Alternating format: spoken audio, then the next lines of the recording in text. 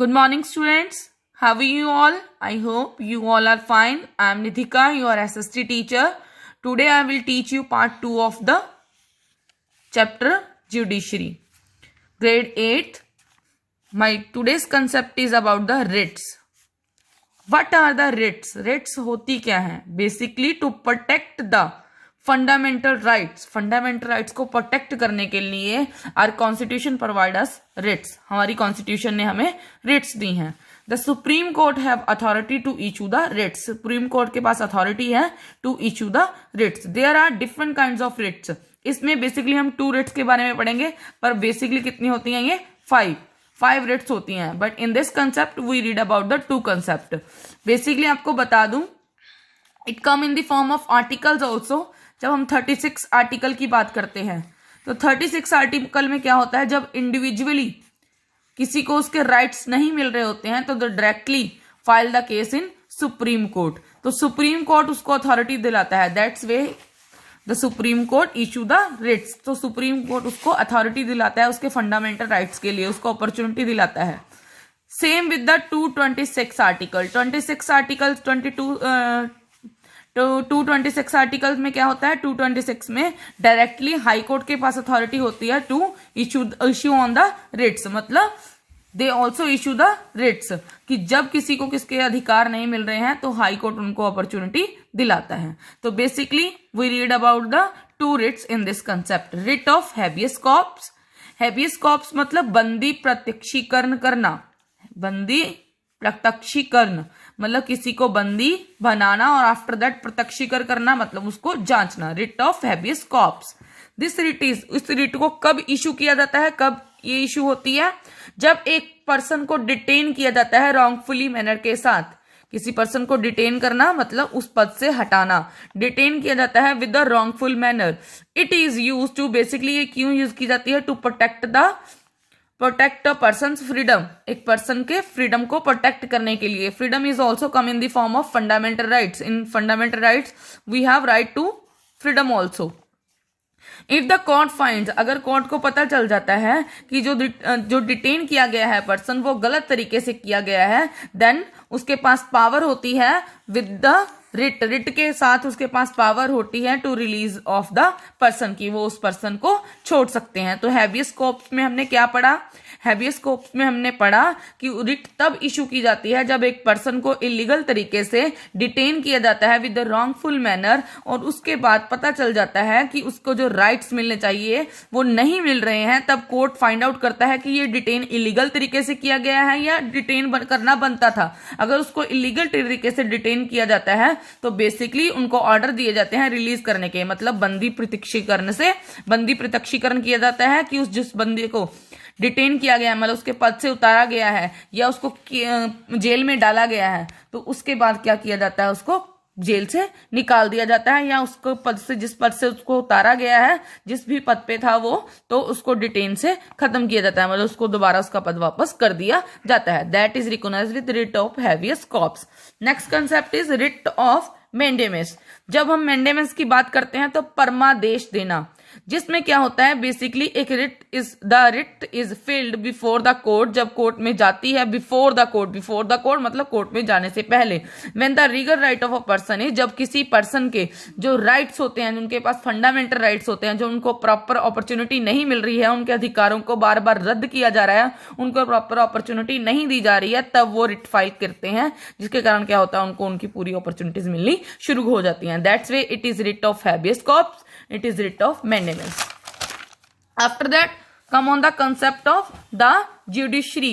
That are also divided into 3 parts. In the previous concept, in the part 1, you read about the Supreme Court. Still now we read about the High Court. The High Court stands at the head of the judiciary. यह judiciary जो है, न्यायपालिका जो है, the High Court is the head of the state level पे क्या है? एक हेड के रूप में काम करता है. It is run by the, यह भी चीफ जस्टिस के साथ ही रन करता है. मतलब चीफ जस्टिस इसमें भी होता है.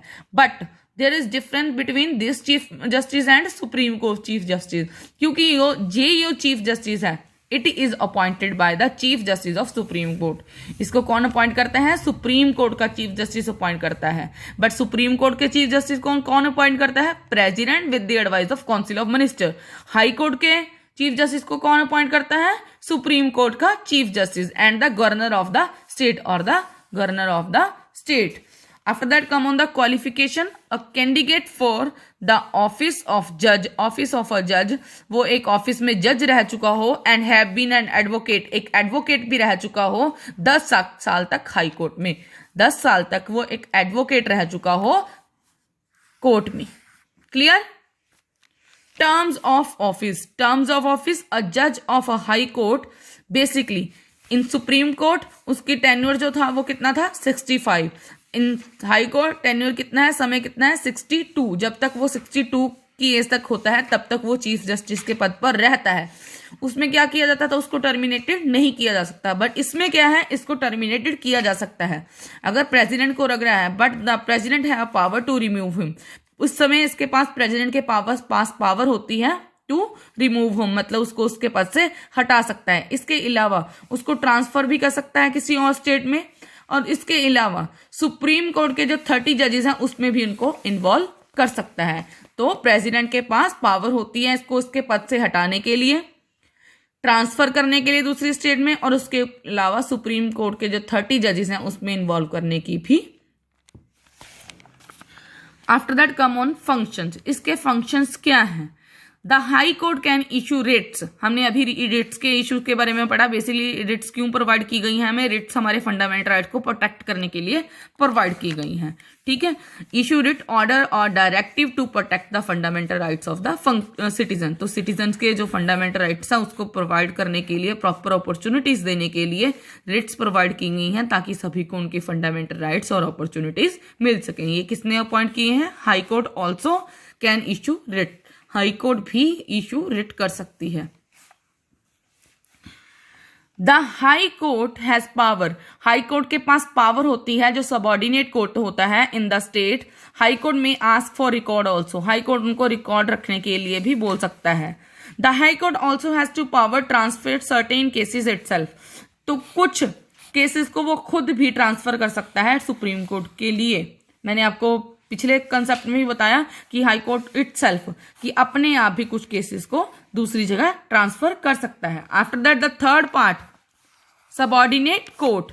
Subordinate court it include the district. इसमें डिस्ट्रिक्ट, सेशन, न्याय पंचायतें, जिला परिषद इन्वॉल्व होता है। The appointment of the district जजेस is made by the appointment. जो अपॉइंटमेंट होती है डिस्ट्रिक्ट जजों की वो किसके द्वारा अपॉइंट होती है? गवर्नर के द्वारा with the high court. High court के जो गवर्नर होते हैं उनके द्वारा ये अपॉइंटमेंट जो होती है वो बेसिकली दी जाती है उनको। I repeat it again, subordinate court जो होता है that is also recognise with the lower court. इसको लोअर कोर्ट के रूप में भी माना जाता है। इट इंक्लूड, इसमें क्या क्या इंक्लूड होते हैं? डिस्ट्रिक्ट, सेशन, जिला परिषद, न्याय पंचायतें। द अपॉइंटमेंट ऑफ डिस्ट्रिक्ट जजेस। जो डिस्ट्रिक्ट जजेस होते हैं उनकी appointment is made by the governor के द्वारा बनाई जाती है। In the consultations. कंसल्टेशन मतलब किसी के साथ कंसल्ट करना with the high court. High court के साथ कंसल्ट करके उसके बाद डिस्ट्रिक्ट जो जजेस हैं उनकी क्या की जाती है? अपॉइंटमेंट रखी जाती है। इट डील्स विद, ये किस किस के साथ डील करता है? It deal with civil cases and criminal cases. Civil cases and criminal cases. Civil cases कैसे हो गए? For example like property dispute, अगर प्रॉपर्टी को लेकर किसी के बीच में भी डिस्प्यूट होते हैं। और जो क्रिमिनल केसेस होते हैं, किसी का मर्डर कर दिया, कोई चोरी कर दी, इसके अकॉर्डिंग होती हैं। एवरी डिस्ट्रिक्ट, हर डिस्ट्रिक्ट के पास एक डिस्ट्रिक्ट मजिस्ट्रेट होता है, a district magistrate court and a session court for dealing with the two type of cases. इनके पास क्या होता है? District magistrates court and session court for dealing with criminal and civil cases. Your chapter is complete. I hope you understand all the concept. If you have any query, you can ask any question in the online class. Thank you, bete.